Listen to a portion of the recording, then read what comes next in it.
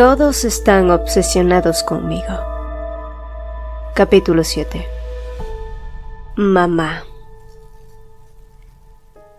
Tras el tumultuoso incidente con Celsius, los Lapillion, con un corazón angustiado, enviaron un comunicado a la Academia y solicitaron a la familia imperial que intervinieran para solucionar el problema. La Academia, comprendiendo la gravedad del asunto, aceptó la solicitud y eligió a un personal cuidadosamente seleccionado para formar parte del comité de inspectores. El desenlace fue severo para las familias Trellen y Denier. Sus hijos fueron expulsados y una orden de indemnización los obligó a vender sus propiedades en la capital y trasladarse a sus fincas en una zona remota y agrícola. El escándalo no terminó ahí, pues el conde Trellen fue destituido de su cargo como ministro, causando un gran revuelo durante casi una semana. Y aunque el conflicto se resolvió oficialmente, la tensión entre Theo y Selphie persistió, dejándolos en un incómodo silencio durante días. Selphie evitaba al gran duque y este, visiblemente afectado, lucía bastante arrepentido. Sin embargo, no todo fue tan malo.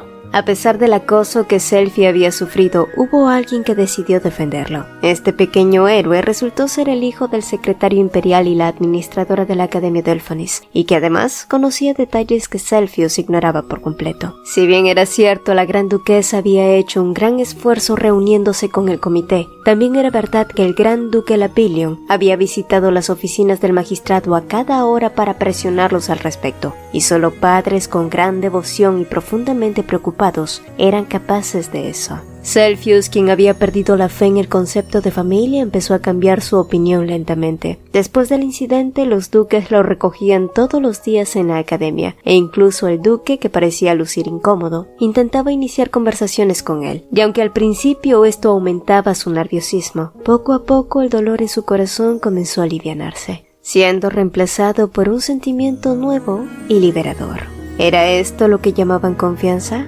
Probablemente, pero si de algo estaba seguro era que nada de esto habría sido posible sin la gran duquesa. Sin su ayuda, Celsius nunca habría sido capaz de expresar sus verdaderos sentimientos. Y aunque su contrato matrimonial podría terminar en un año, ese tiempo sería suficiente para intentar cambiar su destino. Así que se propuso a idear un plan para que ella deseara quedarse por siempre. El problema fue que un día el pequeño se enteró que el gran duque había intentado matar a la gran duquesa. Por supuesto, todos ya conocíamos la verdadera historia de eso, pero el pequeño Celsius, que estaba planeando hacer que Pereshati se quedara, se vio profundamente ofendido al conocer la historia.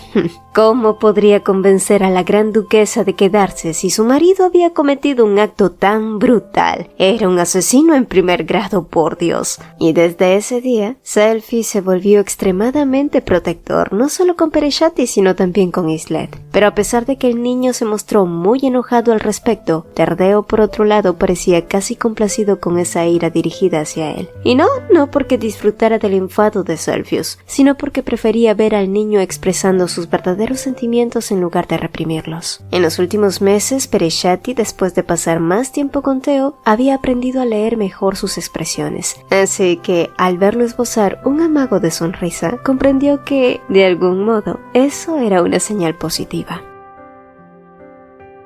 Días después, la vida en la mansión casi recuperó su ritmo habitual. Pereshati decidió entonces visitar la biblioteca. Su objetivo era sumergirse en la lectura de antiguas escrituras, pero mientras caminaba por los pasillos silenciosos, sus ojos se posaron en una gran pared cubierta de retratos, las cabezas de la familia Lapillion a lo largo de los años. Entre los cuadros, uno capturó su atención. Theo, mucho más joven, quizás con 17 o 18 años. Sin embargo, lo que realmente la sorprendió fue descubrir que el retrato del fundador de la familia, junto con su nombre, habían sido removidos. Según Moulton, esto fue ordenado por la señora Gloria, y dado que ella era la mayor de los Lapillion, su decisión debía respetarse. Para Pereshati, esta revelación era solo la punta del iceberg de una historia mucho más profunda y desconocida sobre los Lapillion. Y sí, la maldición que pesaba sobre ellos los hacía cualquier cosa menos común. Pero lo que realmente la conmovió fue descubrir que muchos hombres de la familia habían tenido más de una esposa, y muchas de estas mujeres no sobrevivían al parto. Esta realidad era desgarradora. ¿Cómo notificaban entonces los Lapillion a las familias de sus esposas sobre estas muertes? ¿O es que mantenían el secreto incluso después del matrimonio. Fue entonces cuando Moulton le ofreció mostrarle más retratos del pequeño Celsius, de Serge en su juventud e incluso del verdadero padre de Celsius. La curiosidad de Peresciati la llevó a dejar de lado los antiguos libros, y cuando se encontró frente al retrato del hermano de Tardeo, se quedó sin palabras. El padre de Celsius había sido un hombre increíblemente apuesto y con ojos y cabello rojos que parecían contar su propia historia. Peresciati asumió entonces que la madre de Celsius debía tener el cabello negro, y Moulton a su lado asintió confirmándolo. Sin embargo, eso lo llevó a preguntarse otra cosa. ¿Qué había sido de Serge? ¿Cómo fue posible que ella tuviera un hijo y éste sobreviviera? Era muy difícil entender la razón, y más tratar de comprender por qué la maldición solo se heredaba a través de la sangre de los padres y no las madres Lapillion. Por lo poco que sabía era que existían muchos casos en los que la madre moría en el parto junto al bebé, pero también habían casos en los que ambos sobrevivían. El caso de Celsius y su madre fue uno de ellos, y aunque casi era un milagro, nadie sabía con exactitud por qué eso sucedía. Y ahora que lo pensaba, ¿qué había sucedido con la madre de Celsius? Bueno, todo era muy complejo.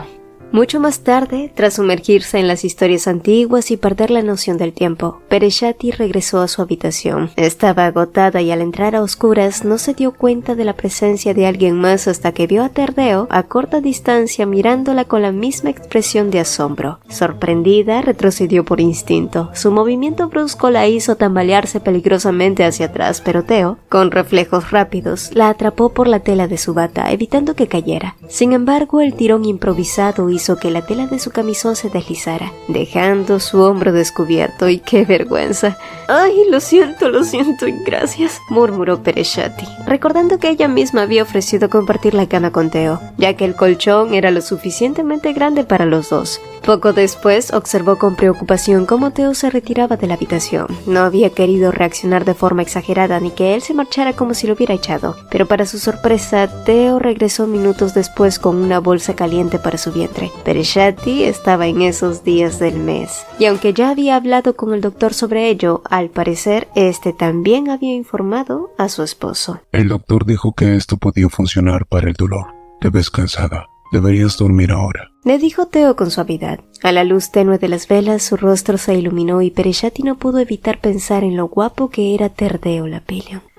Pero así como gobernaron los días tranquilos, también llegaron otros no tan buenos, ya que días después, cuando fue a ver a Celsius a la academia, la princesa Dodolea, de quien creyó que nunca más tendría noticias, la mandó a llamar. La razón aparente era porque traía noticias de su familia. Su madrastra le había enviado una carta a través de ella, pero lo cierto era que la cuarta princesa había querido transmitir su propio mensaje también. Escuché lo que sucedió en la academia. Parece que tu naturaleza entrometida ha causado más problemas de lo esperado, incluyéndome, Gran Duquesa. Pero ¿no le parece que los castigos que recibieron esas familias fueron un poco exageradas? El rostro de Peresciati se mantuvo inalterable. Estaba claro que esa chica solo quería que pisara el palito. El poder es realmente aterrador, ¿no lo cree? ¿Y no es un poco extraño que actuara así solo por un niño que ha conocido en menos de un año? ¿Esa es su estrategia para quedarse en el Gran Ducado? ¿O quizás empatizó con ese niño porque también vivió la misma experiencia? Así que la princesa Dodolea había investigado su pasado. Claro que lo había hecho. Y aunque los hombros de Peresciati se hundieron, su voz se mantuvo firme. Celsius no es como yo.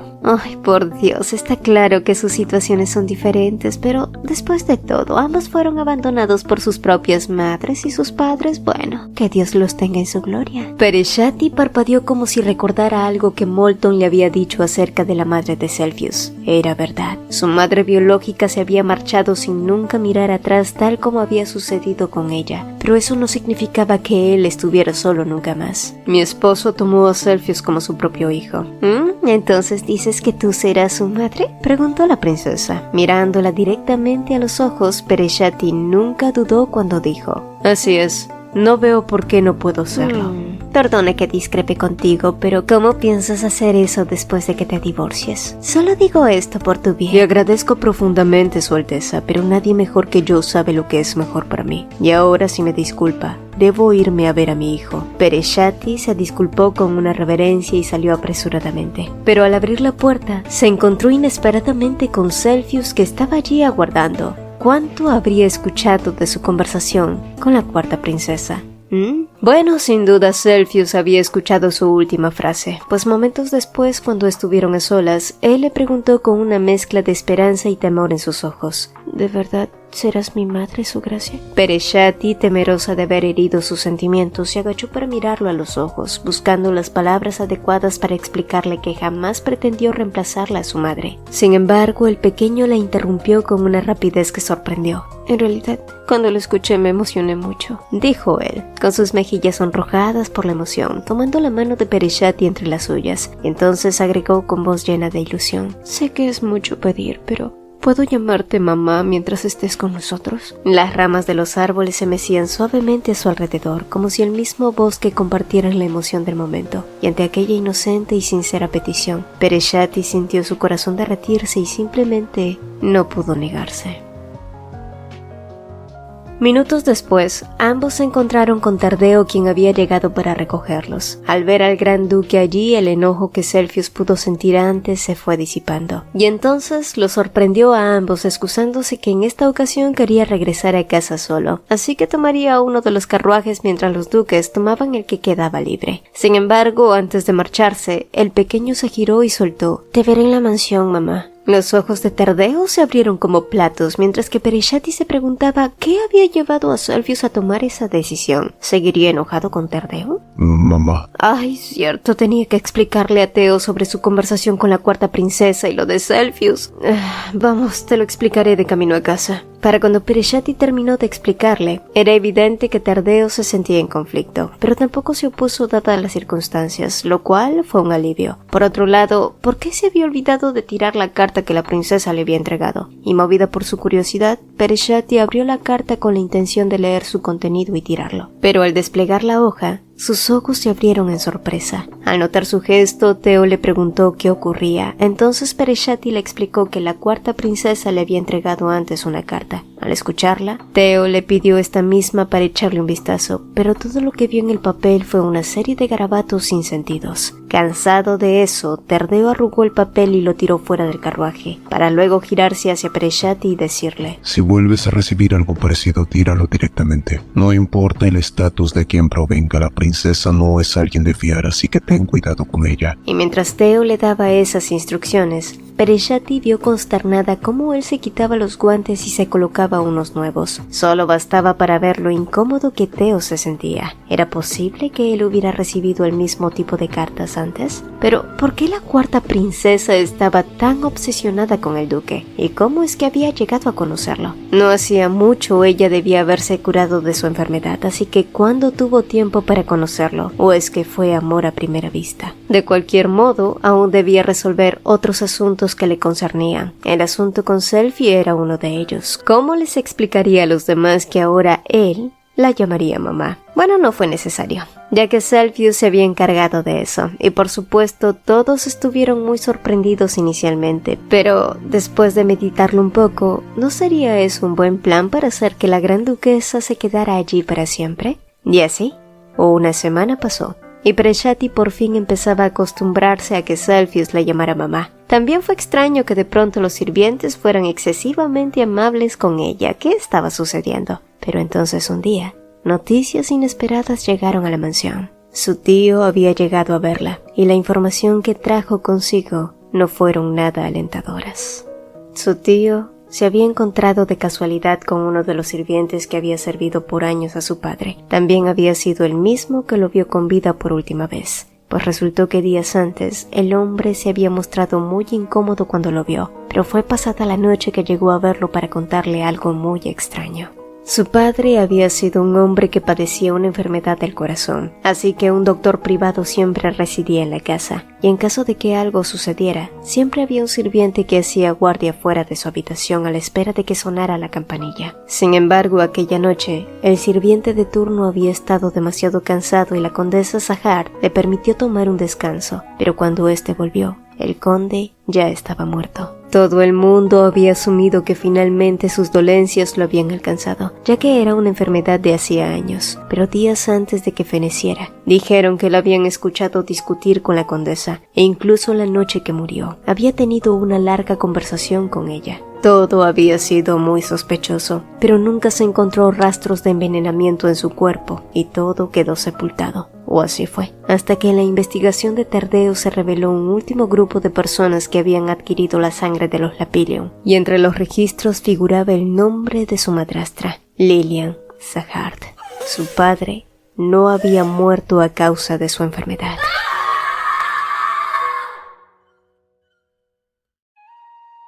Según los informes, la sangre de los Lapillion perdía su efecto cuando ésta se solidificaba, así que lo más seguro era que en cuanto los compradores la adquirían, la usaban inmediatamente. Por otro lado, las fechas en las que su madrastra había adquirido el veneno fue antes de que la primavera comenzara y coincidía con el día que su padre murió, así que ahora a Pereshati ya no le quedaban más dudas. Si alguna vez pensó que no podía odiar a esa mujer, esos pensamientos se desvanecieron ante la verdad descubierta, consumidos por el resentimiento, la ira, la impotencia y la tristeza. Desde el inicio de la primavera hasta el florecimiento de los cerezos, ese fue el periodo de regresión, pero Pereshati se preguntaba, si hubiera sido más largo ese periodo, ¿habría podido salvar a su padre? Probablemente. Sin embargo, de algo que sí estaba segura, era que su padre había muerto por la sangre de los Lapillion, y en ese momento la desesperación la envolvió completamente y el deseo de huir se hizo insoportable. Levantándose de golpe, Pereshati corrió y corrió sin tener idea de a dónde ir. Ni siquiera se dio cuenta de en qué momento perdió uno de sus zapatos. No fue hasta que alguien gritó su nombre y sintió un tirón fuerte que la detuvo. Solo entonces, la ira estalló en su interior. Inconscientemente, Pereshati se soltó del agarre de Tardeo, con el resentimiento brillando en sus ojos al mirarlo. Cálmate, voy a ayudarte, dijo él con suavidad. Esto no es algo que te concierne, respondió ella cortante, pero pese a sus palabras afiladas, Tardeo entendió. No, pero está más allá de lo que puedes hacer ahora, replicó él con firmeza. Fue una noche tranquila en la que parecía avecinarse una gran tormenta, y unos días después, esta misma estalló. Caballeros de la Guardia Imperial llegaron a ver a la condesa de Sahard. La orden fue clara. Estaba arrestada por el asesinato de su esposo, el conde Sahard. Los Lapillion se vieron involucrados en un nuevo rumor, la disputa entre una madrastra y su hijastra. A los nobles les encantó el nuevo chisme y llamó mucho más la atención porque el juicio se llevó a cabo en un espacio cerrado. Según la defensa, Lilian se declaraba como inocente, pero según la parte acusatoria, algunos testigos dijeron que la noche de la muerte del conde su conducta había sido bastante cuestionable, pero para la defensa, incluso si la condesa había mandado al sirviente a descansar y hubiera tenido algunas peleas con su esposo, eso no probaba que hubiera querido matarlo. Mucho después de interrogar al tío de Pereshati, pasó al doctor de la familia Sahard, quien testificó que el conde siempre había adolecido del corazón y la causa de su muerte había sido esa misma. Además, el conde no había presentado ninguna señal de asesinato. Tampoco se encontró rastro de envenenamiento, y en sus últimos días cada vez le fue más difícil soportar su enfermedad, por lo que fue natural pensar que su débil corazón simplemente había colapsado. Y a medida que los testigos pasaban y daban sus testimonios, la balanza se inclinaba cada vez más a favor de la condesa. Reina, angustiada desde que supo del arresto de su madre, tragó saliva con alivio. Sin embargo, al girarse hacia el otro lado donde estaba Pereshati, su expresión cambió drásticamente. Pereshati no mostraba ninguna emoción, no parecía ansiosa por estar perdiendo, pero ¿por qué? Ninguna de las evidencias presentadas apoyaba a los Lapillion, entonces, ¿por qué no estaba preocupada en lo más mínimo? Para Pereshati, la respuesta fue obvia desde el principio. Si enfrentaba un juicio contra su madrastra, sus únicas pruebas serían los registros de compras, pero si eso era revelado, el secreto de los Lapillion también saldría a la luz ante el mundo. Y si eso sucedía, todos ellos serían enviados a la horca. La primera idea que cruzó la mente de Pereshati fue, ¿y es que eso no era justo? Muchas personas inocentes habían muerto a causa de su sangre y los Lapillion debían hacerse responsables. Además, no eran una familia de bajo estatus y tenían el apoyo de la familia real. Seguramente su castigo sería reducido. Entonces, ¿por qué debería preocuparse por lo que le sucediera a ellos? Si estaba en esa situación, era por culpa de ellos. Pereshati se sintió tan contrariada que no reflexionó sobre sus pensamientos, impulsados por su rabia, y horas después, cuando decidió salir de la oficina, esos pensamientos quedaron anulados. Selfie estaba parado frente a la puerta con una bandeja de comida. Su rostro lucía plenamente preocupado. La horrible sensación que sintió entonces fue mucho más grande que su ira. ¿Cómo pudo tener pensamientos tan horribles? ¿Qué pasaría con Celsius e Islet si el secreto de los Lapillion era revelado? Ellos eran solo criaturas inocentes sin culpa de nada. Los Lapillion no eran culpables de haber sido maldecidos, ni que su sangre fuera vendida clandestinamente. Y con la mente más clara, Pereshati tomó su decisión. Nunca usaría el secreto de los Lapillion como evidencia en el juicio. En su lugar, pidió apoyo para encontrar pruebas que la ayudaran a ganar el caso. Y eso es lo que había hecho. Cuando llegó el turno de la parte acusatoria, el fiscal se levantó y comenzó el interrogatorio al médico de la familia. El médico admitió que él administraba los medicamentos del conde. Sin embargo, debido a la gravedad de su condición, muchas veces debía quedarse con él, dejando que la condesa comprara los medicamentos bajo una orden médica. Justificó incluso que no era justo juzgarla solo por eso. Dadas las circunstancias, cuidar a un hombre enfermo no era fácil, y no vio nada de malo en permitirle que comprara los medicamentos prescritos en las farmacias sugeridas. Fue entonces que el abogado presentó una lista de medicamentos que la condesa había comprado, señalando que, siendo el médico de cabecera, debía conocer las dosis exactas, pues resultó que las cantidades compradas excedían lo necesario. El farmacéutico también testificó que la condesa siempre compraba grandes cantidades de analgésicos para mitigar el dolor, lo cual no probaba nada por sí solo. Sin embargo, se comprobó que estos analgésicos inducían al sueño, y varios testigos afirmaron que en los últimos meses las horas de sueño del conde se habían alargado considerablemente. Las pruebas también revelaron que el conde había tomado dosis extras de los medicamentos prescritos, además de los analgésicos o narcóticos que inducían al sueño, y teniendo en cuenta que el conde padecía del corazón, se concluyó que el abuso de fármacos para alguien en su estado era un intento de asesinato en primer grado. La sala de audiencia se llenó de murmullos escandalizados, pronto acallados por el martilleo del juez. Este entonces dictaminó que Lilian Sahar sería despojada de su apellido y tendría prohibido acercarse a cualquier miembro de la familia del conde. Además, fue sentenciada a 35 años de trabajo forzado en un monasterio. Y aunque no se pudo probar que ella había envenenado al conde intencionalmente, el castigo fue considerado justo por sus pecados. Las súplicas de Reina tampoco sirvieron de nada, quien gritaba que todo era un malentendido y que ellas eran familia, pero sus palabras cayeron en oídos sordos. Pereshati avanzó dejando atrás los recuerdos dolorosos, la traición, el miedo y el odio. En esos momentos difíciles, el único que permaneció a su lado fue Terdeo Lapillion, quien le brindó su mano y su apoyo incondicional. Puedes dejar la residencia si es lo que quieres, le había dicho momentos después cuando estuvieron a solas. No tienes que cumplir con nuestro trato, pero con respecto a tu seguridad y todo lo que necesites para tu independencia, por favor, permíteme ayudarte con ello. Esa fue la primera vez que vio una sonrisa en el rostro de Theo, y aunque había sido una triste y compasiva, Pereshati deseó que él fuera un hombre diferente, porque entonces, quizás de ese modo, ella podría resentirlo un poco. Mientras tanto, en otro lugar, Reina reprimió sus lágrimas al ver cómo el abogado que la cuarta princesa les había enviado se marchaba enojado. El hecho de que perdiera el caso no había sido otra razón que la falta de confianza y honestidad de parte de su cliente. Sin embargo, en el momento que la puerta se cerró de golpe, a los pocos segundos volvió a abrirse y otros pasos se escucharon haciendo eco. «Hoy parece que la abogada está muy enojada», dijo Dodolea con una sonrisa casual. Reina, más allá, trató de acudir a su benevolencia, prometiéndole que su madre no había asesinado al conde. ¿En serio? Quizás debería preguntárselo a tu madre. Solo entonces, la cuarta princesa sacó un pequeño envoltorio, y al abrir la tapa, un pequeño vial lleno de un líquido espeso como sangre se reveló. Los ojos de Lillian se abrieron en horror, mientras los labios de Dodolea se torcían en una sonrisa. «Fue con esto que mataste al conde Sahar, ¿no es así, Lillian?», dijo la princesa. Pero ¿cómo es que ella sabía eso?